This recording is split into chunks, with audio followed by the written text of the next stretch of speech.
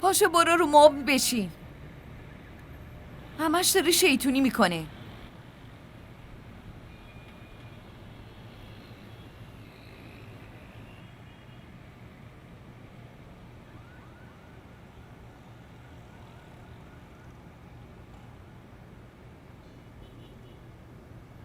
من دیگه فهمیدم مهوش.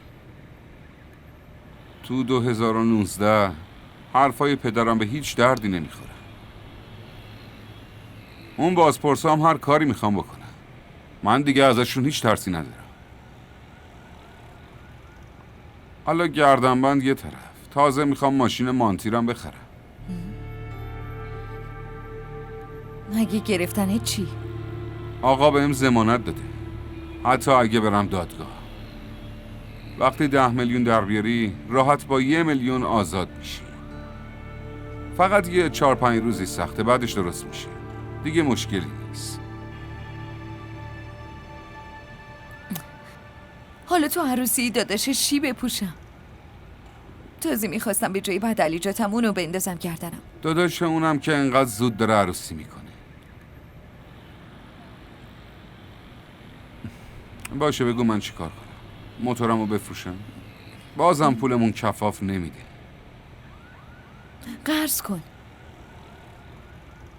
اینو نگی که بابات گفته بوده قرضم نکنی. از کی بگیرم؟ بابا از یه دوستی، کسی بالاخره توی شرایطی که هست کمکت کنه. من که به جز تو دوستی ندارم. فکر میکردم تو رو که دارم دیگه هیچ دوستی نمیخوام. خودت بگو، اصلا تا حالا پیش دوستم رفتم؟ همه دوستیام با تو. خب برو برای خودت یه دوست پیدا کن. کسی هم پیدا کن که تو شرایط سخت کمکت کنه.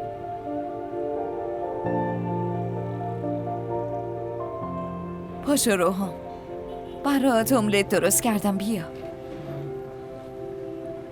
بیا.